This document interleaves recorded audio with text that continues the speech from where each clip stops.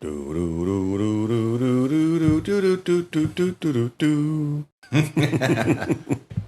could sell some jingles by stitching those riffs together. There you go. It's kind of the same. It's just a ripoff. Yeah. Interesting. Chad and I were just riffing on.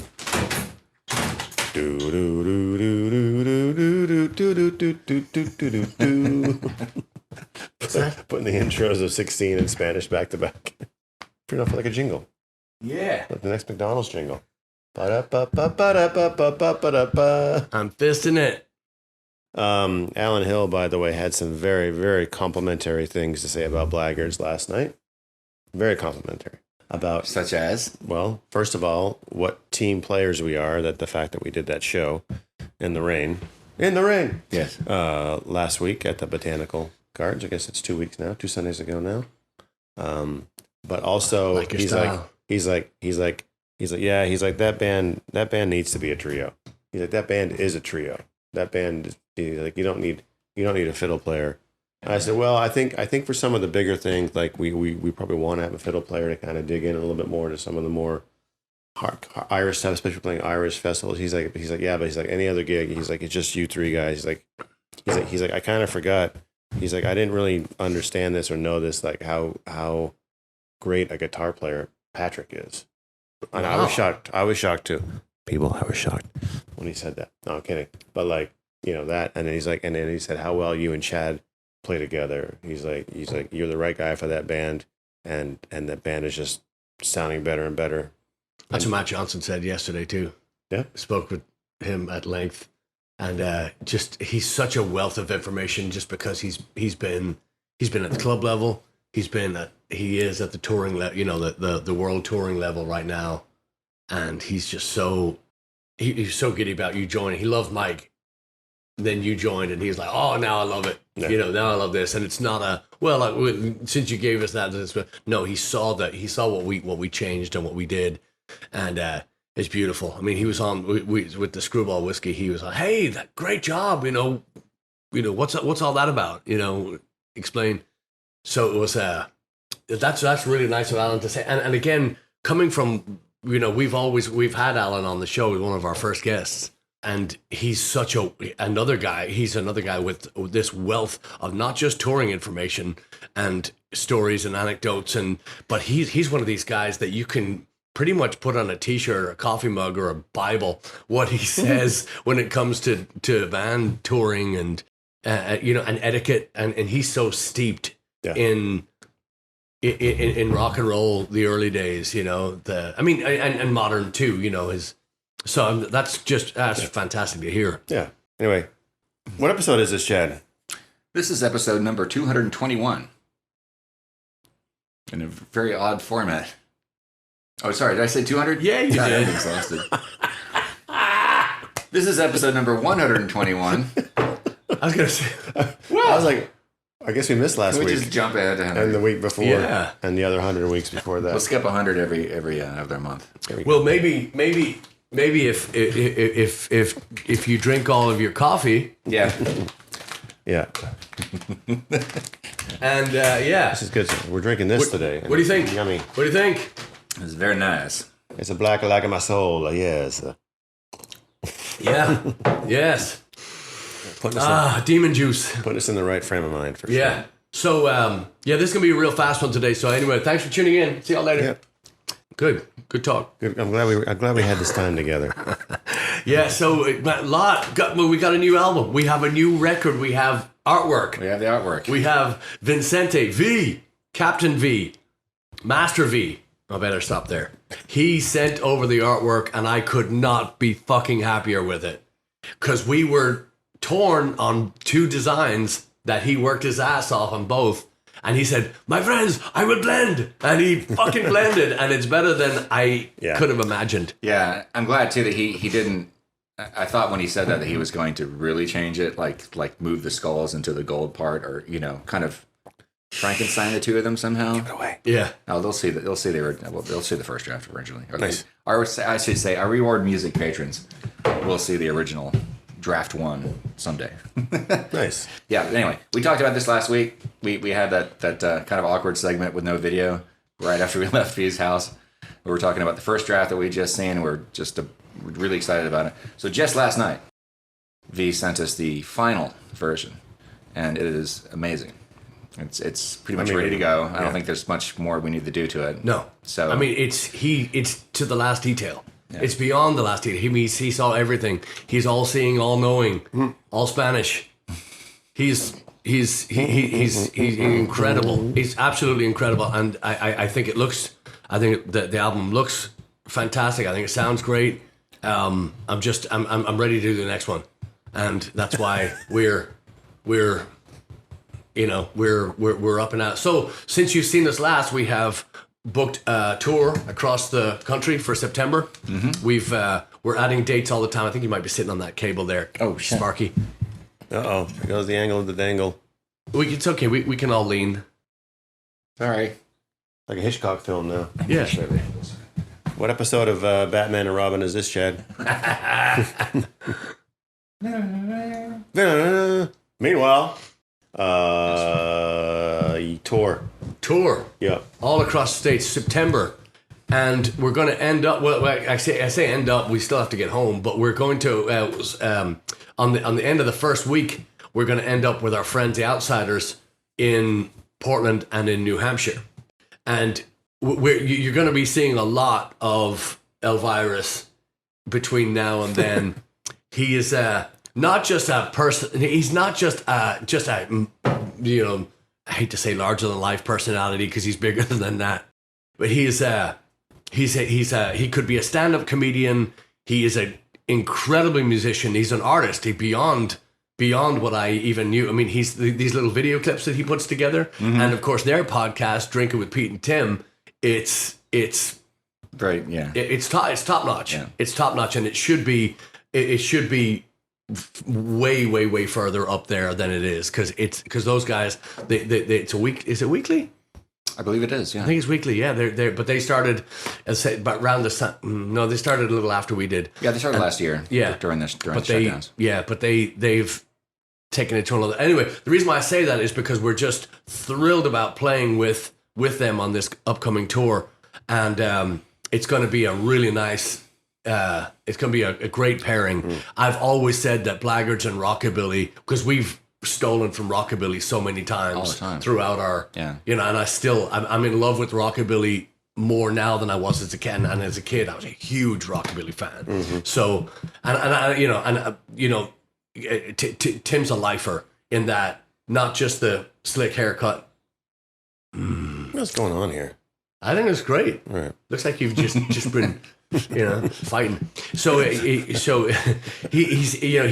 lives it. He lives it. He breathes it, and he's we've talked about part-time professionals, not him. Mm-mm. He's a full-time. He's a full-time professional. Full-time professional. He is rock and roll of the soul to the black dark soul. We have the Dark Lord of rhythm. He is the Dark Lord. He is the lowered. The lowered. The lowered. Praise the Lord. Yeah. So, we talk about black. This guy knows black. This guy knows evil. Mm-hmm. So we're going to be, it's a great pairing. Yeah. And, so we're going to be talking a lot more about that. The record, I could not be happier with, we're about to send it to press now. So God, I can't wait to I told V this morning, I said, I am going to frame this record. It's just, it's a work of art. It's not Vagine, but it's a Wahina. Yeah, it is spectacular. So see, you see it now? I do see it. About? Is it actually supposed to be like a galaxy or something? No, I don't know what it's supposed to be. It's whatever you see. Whatever you see. When Leslie DeHaven Fine Art Studio.com made it, I said the very first thing I said, "Oh, that looks like a vagina," and she's like, "Oh, well, I didn't really mean it to come out that way." I'm like, "That's what it looks like to me," but maybe that's what's on my mind. Yeah, it looks like a galaxy to me. That's why I'm hungry all the damn time. Yeah. Yeah. It's whatever you want to see. Well, that's the nice thing about art. It's like it's in the eye of the beholder, Exactly. right? Yeah. Is that true? I don't fucking know. I don't know anything about art. Yeah, so we're going to Omaha in July. Are? Yes. What's going to happen in Omaha, guys? Omaha. We are going to Oklahoma. What is it? Oklahoma. I don't fucking remember. Damn it! It's a whole episode. Yeah. What episode is it? Anyway, So, sorry, Patrick. Omaha, Oklahoma. Yeah, so we're gonna go to the zoo. We're gonna have a house concert. We're gonna do spend a few days together, and it's basically going to be road trip or you fly. We can come in from wherever you want to come in from. It's big, it's kind of a mini Ireland tour, but we're gonna do it in Omaha because we're going to introduce you to the reason why we love that town so much. Yeah, and some of our greatest friends are there, and we want to share that, and of course it was Sienna's. She works for Nania Arts, and they have helped us out so much. They are responsible for The cafe. So she put it together and she said, "Hey, what do you think?" We said, "Fuck yeah, let's get that going." So by the time this airs, we'll have a link. So it's on the web. The information is on the website now. And you can drive, and you can walk, and you can fly, and you can swim, and you can do whatever the hell you want. Omaha has a very nice little airport. Yeah. It was that was the first time we met Jeff Quinn, which is going to be its own episode. But I digress. So we have that, and we have the record, and we have coffee, and we've just recently signed with Screwball Whiskey out of San Diego. We're going to be saying a lot more about that on Reward Music. Coming up. I can't even tell what fucking camera I'm on right now. That's fine. You're on all of fine. them. Yeah, You're on all of them. So Jake Skolnick out in San Diego, who I think we should have on the program. Oh, yeah. Thanks, June Narnia. That never gets old, he says. We met Jake when we were out there in San Diego when we were playing at the field, and Jake was kind enough to put us on the Screwball Whiskey, peanut butter whiskey rotation. So now we're on there. Yeah, he's also the talent buyer for the field, right? Yes, and for festivals and such out there. Yeah. So, but he'd just be interesting to have on. We have a bunch of because of the record. We've been kind of scatterbrained, and I've noticed that a lot of these episodes have been very, hey, let's just talk about what's on Reward Music and what's coming up and blah.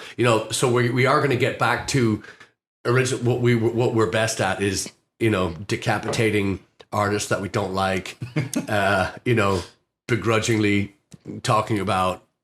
No, I'm just, but we are going to get back to what we were doing before, just kind of getting into more music and talking about, but this has been There's a lot going on. Yeah, exactly. Yeah, it's been so time consuming with getting the record done. And I cannot tell you how pleased I am with V's artwork. It's all I can see. Every time I blink is I just see that it's ingrained in my psyche now. Just it's the album. At first, like I said in the van on the way back, I said, I'm not sure the record lives up to it. And now they live together. Now they own each other, and they belong together. And especially after the way he said how many times he would listen to the record, and he would all of a sudden the ideas would start to come for the artwork, and that just shows you just how committed he was to the project, and it shows. I mean, I can't wait for people to see what we're so excited about. They're gonna lose their fucking minds when they see it. I wonder how many times, because I know that there's a lot of, I've heard, there's the famous story, not famous to me, to us about how the title, the album artwork for Bad Reputation came together for Thin Lizzy's record. It was a total rush job. And it's funny because we've implemented it on this. The coffee label implements that. It's also the SlapperCast logo. But that was like thrown together like last minute because the painter that usually did their albums at the time, I forget the guy's name. Jim Fitzpatrick. Yeah, and he'd done all their covers up to that point, I believe. And there was some apparently Phil Lynott was supposed to fly out to meet with him to talk about the concept for the cover, and he had accidentally bought a ticket to the wrong city, like completely wrong state. Bass players, man. I mean, come on. So then there was just no time. Obviously this is back in the 70s. He couldn't really do a phone conference or a video phone conference or Zoom Right. So just he was forced.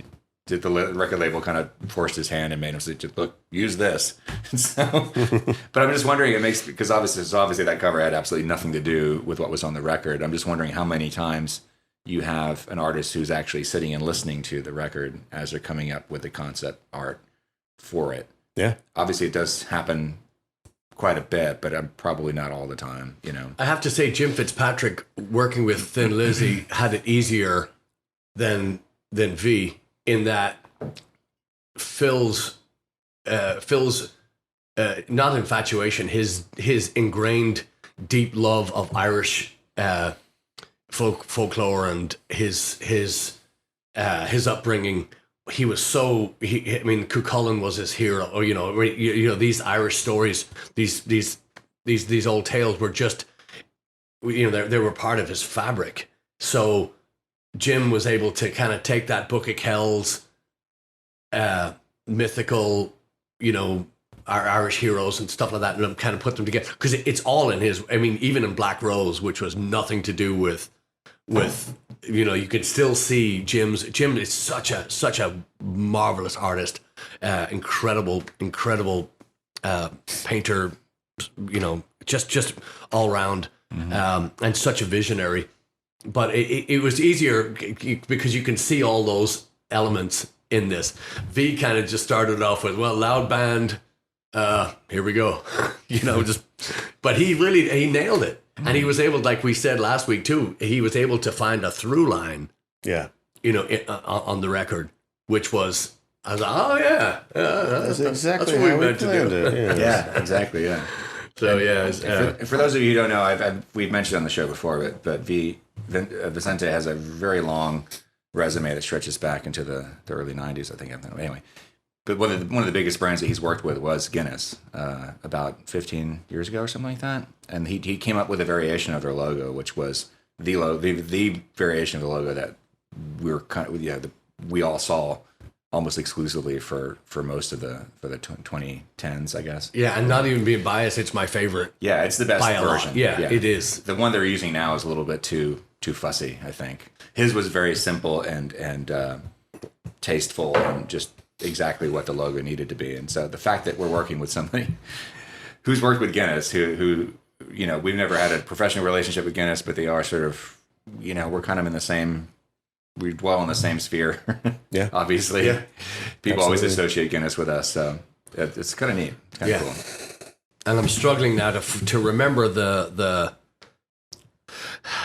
first time. Well, we'd spoken to V about these, these upcoming, about this upcoming project. However, in seeing his work and how he didn't, which I knew he wouldn't, but I've seen a lot of artists, just incredible artists, kind of mail it in when they do a project for a local band, and they just there you go, that'll be it. Just send the check over here, and then just he went head first in this thing, and he was gone. He was lost in it. I'll say, you can just tell by the. But I was writing this morning, and I'm actually steering the new songs away from where I was originally, and kind of putting them in that pirate, ancient, just these songs that were just kind of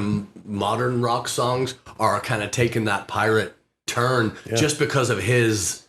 You know what I mean? Like, so his art has influenced, or even discolored, or steered away these song ideas into new areas. I was like, that's a sign of great art. He is. Inspires he you to is. do something different. Yeah. And change shit that was. It was already kind of, and I try to write in that Irish feel. I've always said that Nico McBrain from Iron Maiden, me, has, he's always influenced my writing.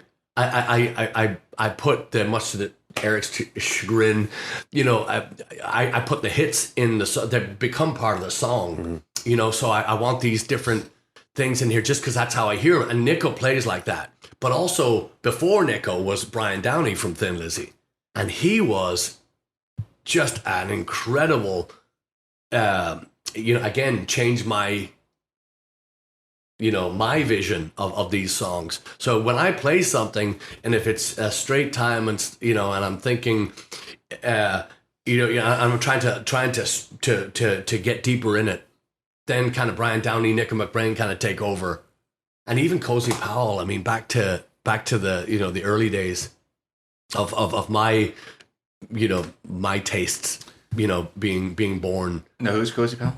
Cozy Powell. Who's Cozy Powell? Yeah. I'm asking for the folks. Yeah, at get home. out. Yeah, Folks at home may not know. Yeah. I don't know. Yeah, he's He's a horseback rider. Yeah. Cozy Powell. He said, you put him over a teapot to keep it nice and warm. No, Cozy Powell is back in the day was the John Bonham of rockers. I mean, not John Bonham. But he was one of these guys. I'll say Neil Peart maybe, because he was one of these guys, with the double kick drum, and always, whatever band he played with, like Whitesnake and Rainbow, yeah, and I think he did work with Gary Moore as well, and he worked with Gary Moore. He worked. I think it might have been in UFO for a minute. He worked with the Sabbath guys. He's been around. An incredible guy. Died way too young, but he was on our radar because not only did everybody talk about him, but he was one of these crossover. I think he was a crossover in that women could. Oh, that's a good drummer, because he was kind of a good-looking guy, and he'd have write-ups all the time and whatnot, Kerrang and all that. Jeff Beck, played with Jeff Beck. Oh yeah. He was one of those guys that was like Patrick mentioned Neil Peart, but he was such a heavy hitter. And he had double kick. He was a heavy hitter. He was definitely a very much of a rock guy, and very eccentric, very egotistical. But he liked fast cars. He liked fast women. He had an affinity for horses. He liked to ride horses. And then technically he was supposed to join when Black Sabbath got back together in the early 90s with Dio. And Cozy was actually the drummer in that band. It was going to be Cozy, Tony, Geezer, and Ronnie. And then he was riding a horse, and the horse bucked up and fell over on him. He broke his pelvis. So he couldn't play, so they got Vinny back in the band, and then he died in a car crash, I believe. Damn. He a couple of years later, he was I forget the exact year, but he driving too fast and he crashed his car and dead. Yeah. But he, like I said, I don't mean Neil Peart as technical. I mean as one of those guys that were changed the drum sound, because he was just a big presence in the band, and anyway, so like I say, when we saw the artwork for our record, it kind of steered me towards a little bit more, of this. Again, it's always got that Irish undertow. Even Sweet 16. Sweet 16 has other verses to it, and it also has a riff that I didn't put in there because I wanted to strip it down. I wanted I wanted it just to be a shorter, just one of those rocker songs. And so it wasn't called Sweet 16 Minutes Long. Hey, yeah. Thank you. Anyway, just let's take a moment. So, do you think that you were a drummer in a previous life? No. Could you really gravitate towards? Oh, I love. I still the drums. Yes and no. I mean, I think drum patterns, and I think of. I'm always curious, like when I have new chord structures or new riff ideas, I'm always curious to see what your favorite rhythms are to play, because I like A, I want the band to look forward to playing it, and B, I want it to be something that we're all going for. Familiar with, and we can dive in and blah blah. But as far as drumming goes, I do always gravitate towards the drummer in the band. Like I've always said, if your drummer's shit, go elsewhere. Leave. Don't even plug in. Don't even think about it. Your drummer's shit, just go. And it's true. It doesn't matter. If you can't have that. Now, again, we're not there to fill a dance floor, but we can. Mm-hmm. We're not there to to blind you with prog rock or intricate little bits. We can do that. We could do that. It's not it's not in our fabric. It's not in our makeup.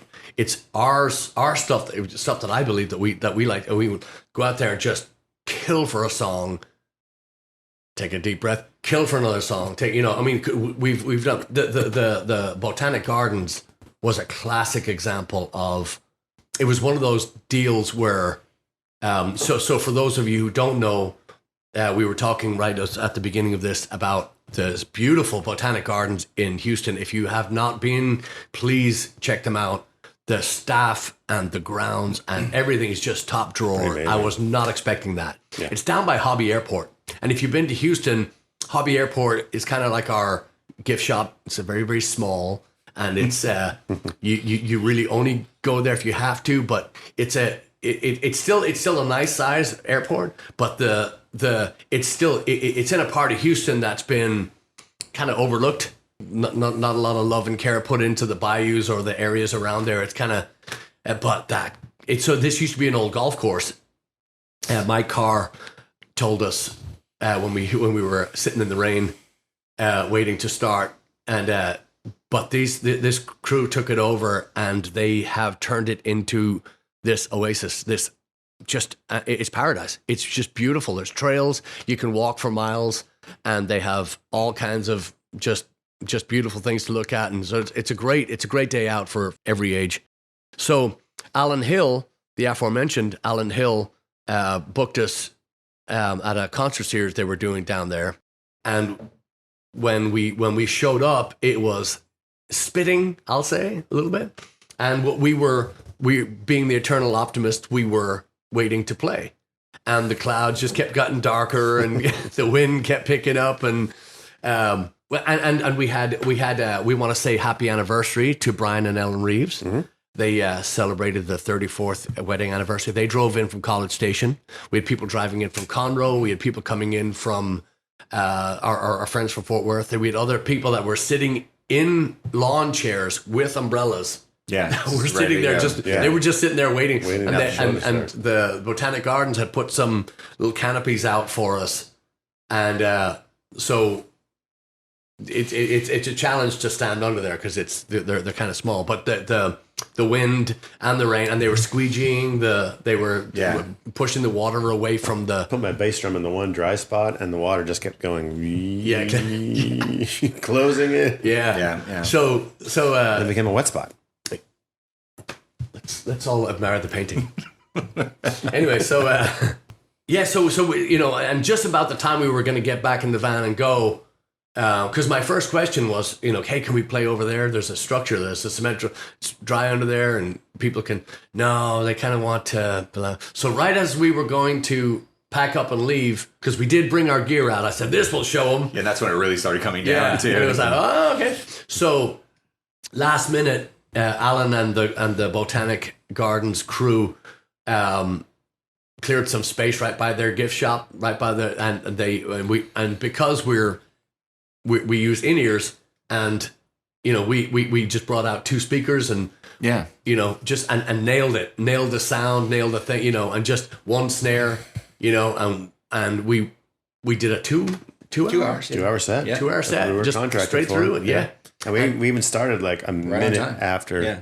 Like 3:01. We'll start at 3. I think we started at 3:01. Yeah. And it shows you the professionals. Yeah. And actually on our Facebook and Instagram and Twitter, you can see there's a clip that the Botanic Gardens put up, just a couple of seconds clip, but it shows you the people that stayed. We got to put them all under. Everybody was under a concrete structure. So I mean, it was they were dry. The canopies over. They moved the canopies over as well. So it was just just well done. Yeah.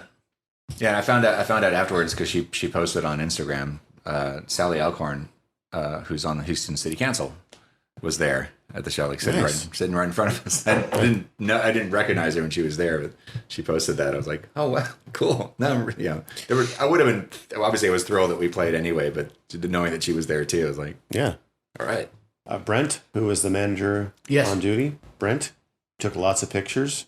he told Alan Hill, he's like, I'm a fan for life. He's like, he mentioned he's like, these guys remind me of blank, some band. Blank Sabbath? No, it was Yobley or some weird fucking name. And Alan's like, I've never heard of them. He's like, yeah, I saw them open up for Megadeth. So that guy's a metalhead. That guy was like, he's like, I can't remember the name of the band. It's some band I never, ever heard of. He's like, these guys remind me of them, and I love them, and I love these guys. I'm a fan for life. Yes, he did. That's exactly what he said. Yeah.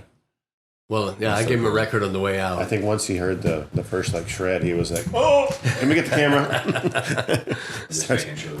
Still rolling, not like the van situation. Yeah. Very good. There we go.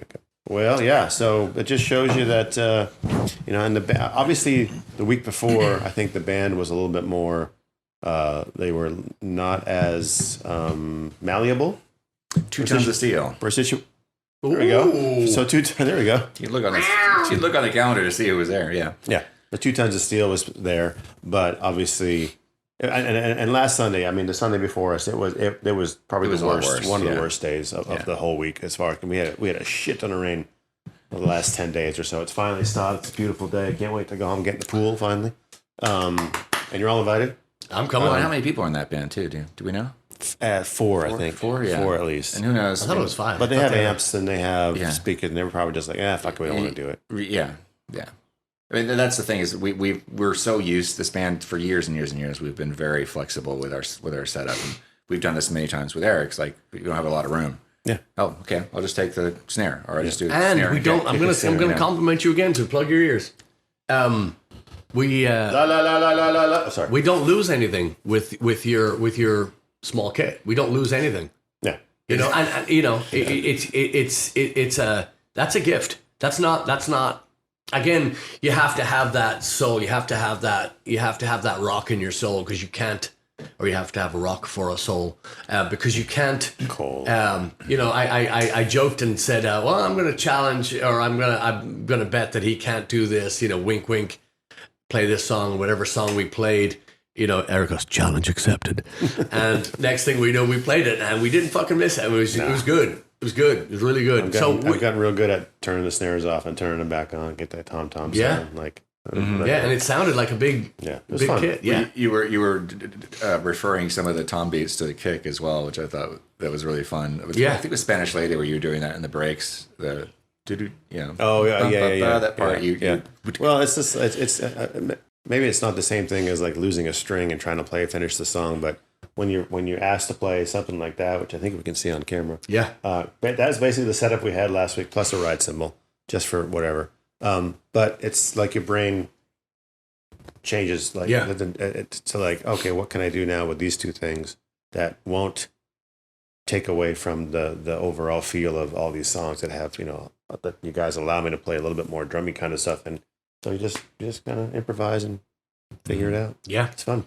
Yeah, and of course the fact that Patrick and I have been going direct for a long time now, so we didn't have to make room for amps. Yeah, that was cool. Or monitors, since we have in-ear, so it was quite easy to set that up. And essentially, what you're seeing here is about maybe this is the space that we had.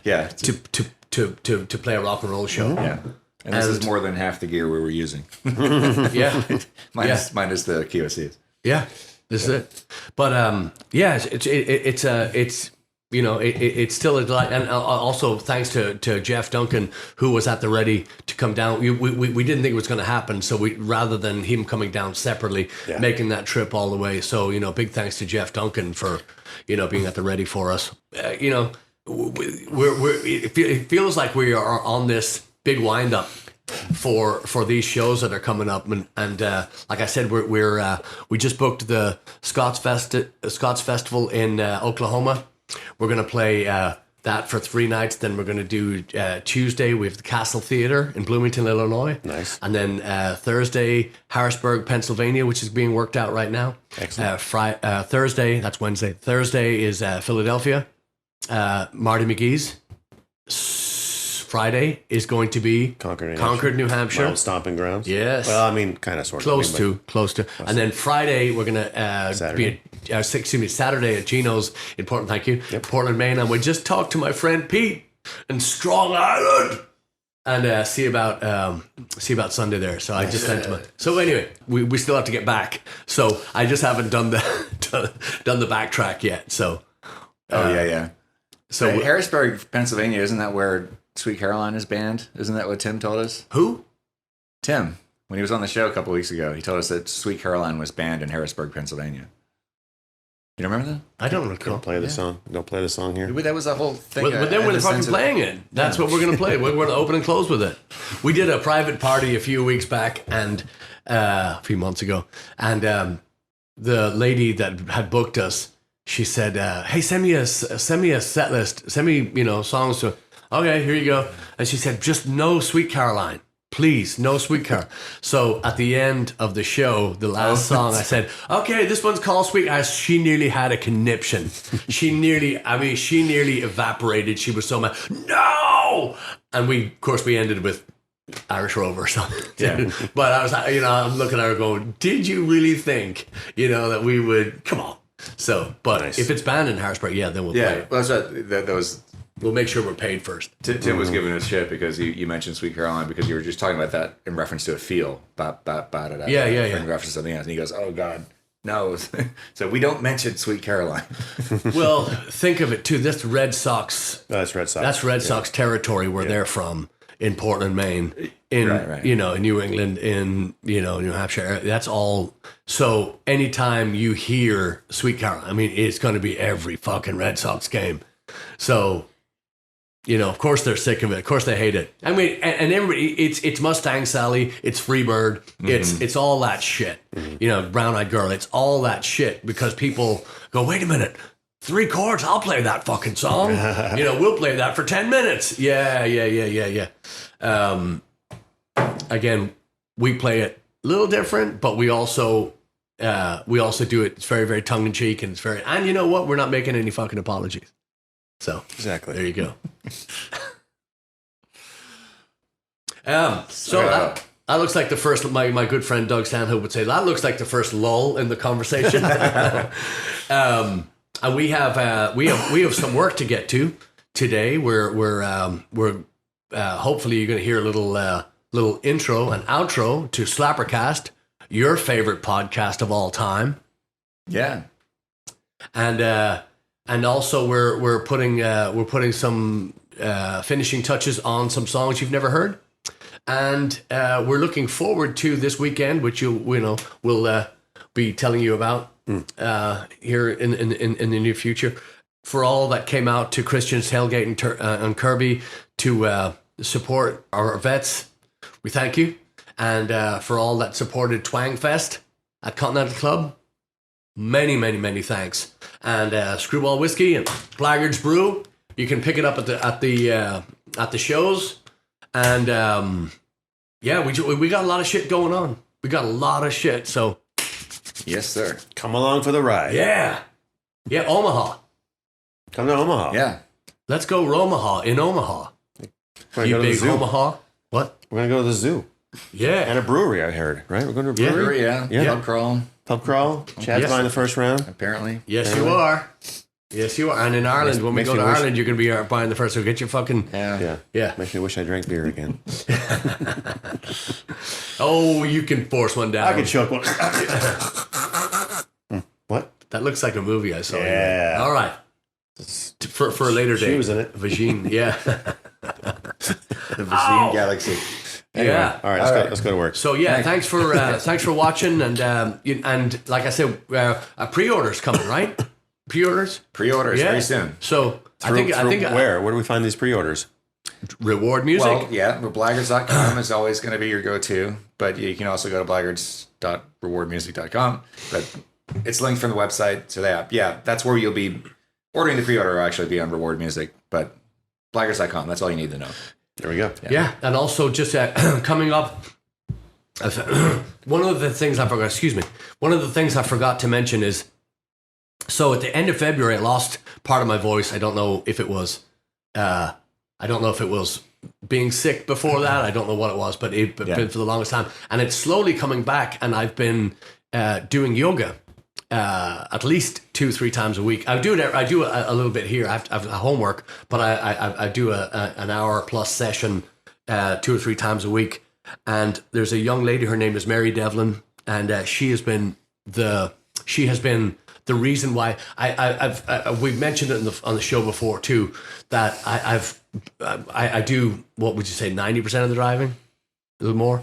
99.999. So, but because of that, my right foot, my accelerator foot, and my leg and my hip and back and neck and arm, everything has been fucked. It's been out of whack.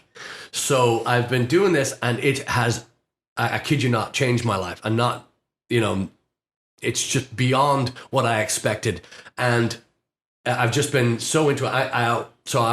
In the coming weeks, I'm going to have her on just to talk about it, because she doesn't care where you go to get it, where you go to. It's just once you do it, it's the change has been.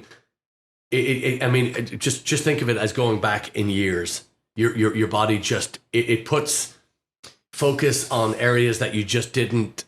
You kind of forgot about, and with driving all the time, I think truck drivers are the most susceptible to this, to these kind of ailments, and so I'm going to have her on just to talk about it, and she's just been.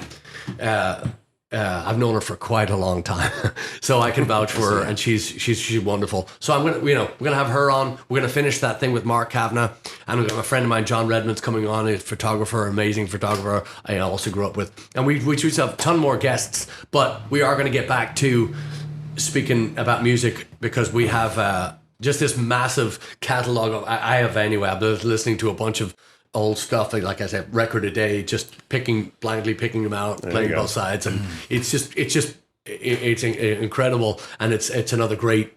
To me, it's a big wake up call for, hey, that's where I got that, or that's what, this stuff that's just stuck in your mind, and then when you hear it, and it songs from your youth, and you just. It's emotional. I mean, anyway. So I just wanted to say that quick 30-minute rant on all that crap. So, Mentioning John Redmond, I don't know if you remember this. That the very first album cover that we threw together, I know used his photograph. It was based. I'll see if I can find this. I'll share this with you. It's a very tiny little thumbnail design that I did. Because Patrick had been talking about this idea of captive audience. That was the running title for the first album for a while, and then we considered it for the live album later, but we may still use it. It hasn't actually been used for anything yet. Captive audience, and you want to describe the concept for that? Yeah, well, the idea was a sheep backed up to the edge of a cliff, yeah, backing away, yeah, with imminent peril, and. Maybe us, on the approaching with instrument, So captive audience was the name of the. I just thought it was kind of a silly yet funny. Yeah. Yes. So you called me and described this concept to me on the phone, and you said, I bet you my friend John Redmond has a shot that we could use, because you remembered that you'd seen some pictures of sheep that he had taken. So I went on his website, I guess, and tried to find. I couldn't find one that was exactly what we wanted, but I found a good picture of some sheep. That was kind of near a cliff, not on a cliff. Yeah, John. Yeah. And then explain yourself. You said, "Can you put lipstick on the sheep?" So I put a little lipstick on the one of the sheep, and then put Blaggards captive audience at the top, and emailed it to you within 10 or 15 minutes after we talked about it. Yeah. But we didn't wind up using that concept on the record. But and again, just another thing with John Redmond. We were talking about Guinness earlier. John Redmond's father, Brendan.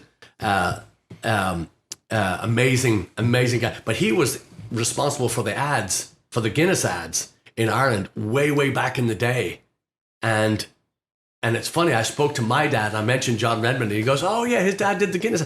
This is, my 80-something-year-old dad should not be able to remember that little, but he was, Brendan Redmond, incredible artist. He did a bunch of ads back in the day, but an amazing man, the late Brendan Redmond, just fun. Anyway, so John comes by it honestly. Nice. He comes by. So another great. We have many great stories to come with that, but I just, like I say, I'm just brimming over with excitement for the record, and just cannot wait to get in there, make some noise. And thanks for listening. Yep. Thank you, y'all. Cheers. Cheers.